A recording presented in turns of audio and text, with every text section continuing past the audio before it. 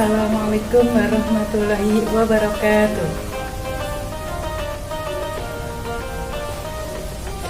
Selamat pagi anak-anak.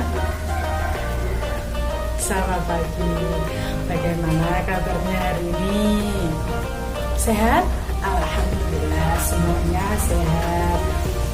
Semoga kita selalu diberikan kesehatan, keselamatan oleh Allah Subhanahu wa Ta'ala. Amin. Baik anak-anak, sekarang hari ini kita akan mempelajari tentang keteladanan Nabi Sulaiman alaihissalam. Baik, sekarang kita akan belajar tentang keteladanan Nabi Sulaiman. Ada yang tahu kisah Nabi Sulaiman? Nabi Sulaiman bin Daud adalah satu-satunya nabi sekaligus raja yang memperoleh keistimewaan dari Allah Subhanahu wa Ta'ala. Nabi Sulaiman adalah nabi yang dipilih Allah untuk menjadi kekasihnya. Di antara karunia besarnya adalah mengetahui bahasa semua binatang, nabi yang paling kaya di antara manusia sepanjang sejarah peradaban. Mempunyai pasukan yang paling kuat dalam sejarah manusia, yaitu pasukan manusia dan para jin yang bekerja menuruti perintahnya. Ia juga dapat mengendarai angin sesuai dengan perintahnya. Jadi, untuk lebih jelasnya lagi, kisah Nabi Sulaiman itu seperti apa? Yuk kita tonton videonya. Nabi Sulaiman alaihissalam merupakan seorang raja yang menguasai bangsa manusia, jin, dan hewan. Beliau adalah putra dari Nabi Daud alaihissalam. Sejak usia 11 tahun, ia sudah menunjukkan tanda-tanda kecerdasan, kepandaian berpikir, serta ketelitian dalam mengambil keputusan. Ia juga sering menemani ayahnya, yaitu Nabi Daud alaihissalam, dalam setiap sidang peradilan yang diadakan untuk menangani perkara perselisihan di dalam masyarakat. Setelah dewasa, Nabi Sulaiman membangun Baitul Maqdis dan melakukan ibadah haji sesuai dengan nadarnya.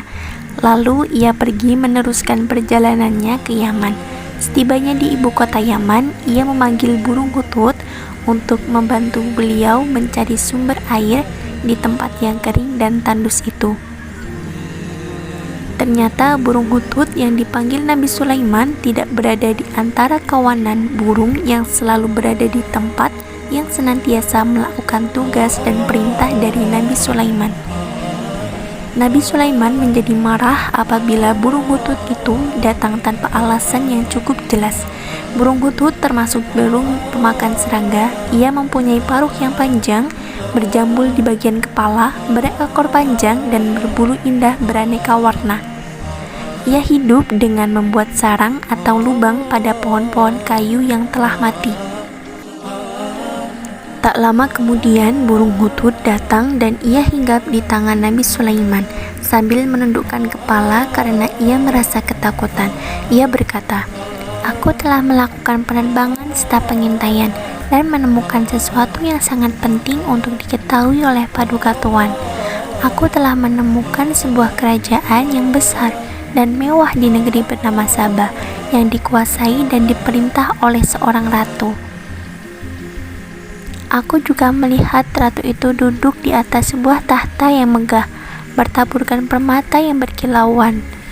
Ratu dan rakyatnya itu tidak mengenal Tuhan pencipta alam semesta yang telah mengaruniakan mereka kenikmatan dan kebahagiaan hidup. Mereka tidak menyembah dan sujud kepada Allah, tetapi kepada matahari. Mereka bersujud kepada matahari dikala terbit dan terbenam. Mereka telah disesatkan oleh iblis dari jalan yang lurus dan benar," kata burung hutut. Nabi Sulaiman menjawab, "Baiklah, kali ini aku ampuni kesalahanmu, karena berita yang engkau bawakan ini aku anggap penting untuk diperhatikan. Aku akan menulis sebuah surat dan bawakanlah surat ini ke negeri Sabah, tempat istana ratu yang engkau maksud. Kemudian kembalilah secepatnya. Aku akan menantikan perkembangan selanjutnya bagaimana jawaban dari Ratu Sabah atas suratku ini." Burung hutut terbang kembali menuju negeri Sabah. Setibanya di atas istana kerajaan, burung hutut melemparkan surat dari Nabi Sulaiman tepat di depan Ratu Balkis yang sedang duduk di atas tahtanya yang megah. Ia terkejut melihat sepucuk surat jatuh dari udara tempat di hadap wajahnya. Dalam surat tersebut, Nabi Sulaiman mengajak Ratu Balkis dan rakyatnya agar tidak menyembah matahari dan berserah diri kepada Allah. Kemudian Ratu Balkis mengadakan perkumpulan dengan para penasihatnya untuk membahas isi surat dari Nabi Sulaiman. Nah, itu tadi adalah salah satu kisah Nabi Sulaiman yang berjudul Kisah Nabi Sulaiman dan Burung Hudhud. Masih banyak lagi kisah Nabi Sulaiman yang lainnya. Kalian bisa menonton dari YouTube ataupun membaca buku kisah-kisah Nabi. Baik anak-anak, yang kedua adalah hikmah atau pelajaran yang dapat diambil dari kisah Nabi Sulaiman. Hikmah yang pertama atau pelajaran yang dapat diambil yang pertama adalah dari kisah Nabi Sulaiman, kita harus bersyukur atas apa yang telah Allah berikan kepada kita. Nabi Sulaiman diberikan kemampuan yang luar biasa, yaitu dapat memahami bahasa hewan atau dapat berbicara dengan hewan. Kemampuan yang luar biasa itu tidak lantas membuat Nabi Sulaiman sombong atau lupa terhadap Allah Subhanahu wa Ta'ala. Kalau dalam kehidupan sehari-hari, apa sih yang membuat kita harus bersyukur? Salah satunya adalah kita masih diberikan kesehatan, kita masih bisa menghirup udara segar, kita masih bisa bernafas tanpa menggunakan alat bantu di hidung. Hikmah yang kedua adalah dari kisah Nabi Sulaiman, kita belajar bahwa kita harus mengingat Allah dan senantiasa beriman. Walaupun Nabi Sulaiman adalah seorang nabi, namun tidak membuat Nabi Sulaiman lupa terhadap Allah. Nabi Sulaiman tetap berdoa kepada Allah, tetap beriman kepada Allah, tetap meminta kepada Allah. Nabi Sulaiman meminta agar senantiasa diberikan keimanan. Nabi Sulaiman berdoa agar kelak Nabi Sulaiman dan orang tuanya termasuk dalam golongan orang-orang yang soleh. Terus, kalau dalam kehidupan sehari-hari, apa kira-kira yang membuat kita terus mengingat Allah? Yaitu dengan cara kita berzikir. Setelah sholat, kita berzikir. Dalam perjalanan mau bepergian, kita berzikir. Kita mengingat kepada Allah. Yang ketiga adalah mencontoh perilaku Nabi Sulaiman yang bijak dalam memahami dan berempati. Apa sih contohnya? Contohnya adalah ketika ada saudara, ada teman, ada tetangga yang sedang terkena musibah, kita ikut berbelasungkawa, kita ikut mengucapkan berduka, dan kemudian kita menolongnya, membantu. Ya, itulah anak-anak beberapa hikmah atau pelajaran yang dapat diambil dari kisah Nabi Sulaiman. Semoga kita bisa menerapkannya, kita bisa menjalankannya dalam kehidupan sehari-hari. Amin.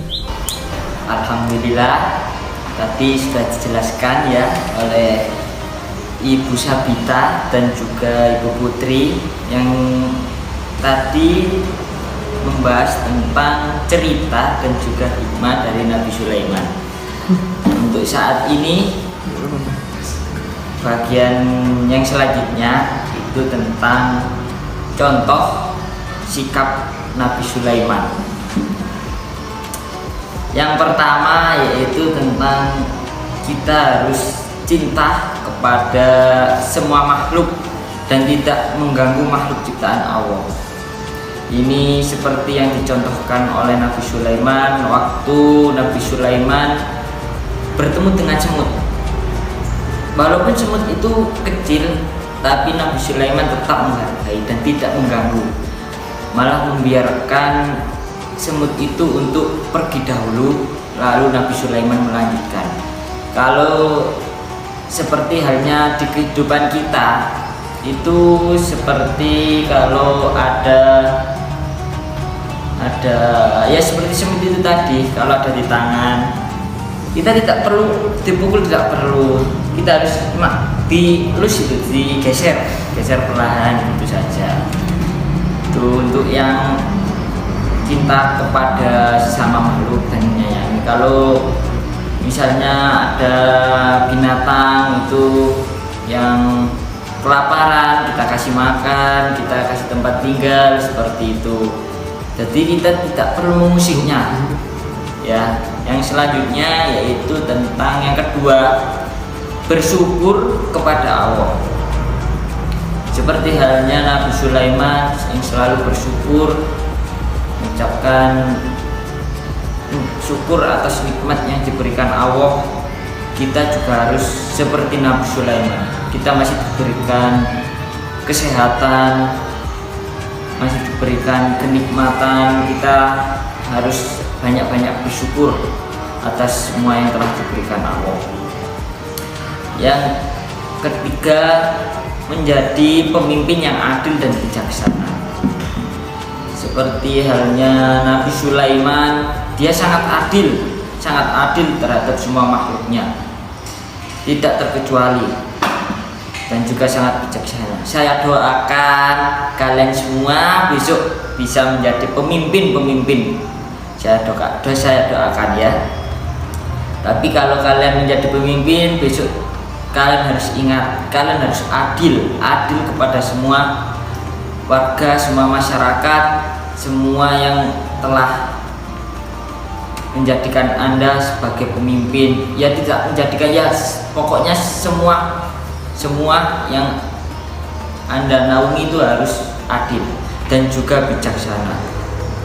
Yang selanjutnya, yang nomor 4, ramah kepada setiap orang. Jadi seperti Nabi Sulaiman itu sangat ramah, walaupun itu berbeda dengan agamanya. Seperti Ratu Bilqis yang waktu datang ke kerajaannya, beliau sangat ramah terhadap Ratu Bilqis itu. Beliau itu mempersilahkan, menjamunya dengan baik. Pokoknya dia itu ramah sekali. Kalau di kehidupan kita itu, kita dengan tetangga itu harus saling menyapa, tegur sapa. Dengan warga-warga di sekitar desa atau sekitar kompleks, sekitar kampung itu kita harus saling menyapa. Yang terakhir yaitu kita mau mendengar dan menghargai pendapat orang lain. Seperti halnya di kisah Nabi Sulaiman tentang yang burung hudhud itu, walaupun itu bawahan atau misalkan Nabi Sulaiman kan rajanya, dia mau menerima pendapat dari bawahannya yaitu burung hudhud. Dia mau menerima, menghargai apa yang disampaikan oleh burung hudhud. Kalau untuk kita kalau dalam musyawarah atau diskusi kita berpendapat, bolehlah pendapat orang lain juga kita terima. Toh itu mungkin kan juga sama-sama baiknya pendapatnya. Jadi kita harus saling menghargai, saling menghormati pendapat orang lain. Ya, itu tadi untuk contoh sikap dari Nabi Sulaiman yang bisa kita terapkan di kehidupan sehari-hari. Mungkin ada yang ditanyakan, nanti dilanjut untuk yang selanjutnya. Bagaimana pembelajaran hari ini? Menyenangkan? Oke, sekarang Ibu akan memberikan beberapa kuis yang harus kalian jawab supaya kalian bisa lebih memahami lagi materi tentang keteladanan Nabi Sulaiman. Jangan lupa untuk diikuti ya.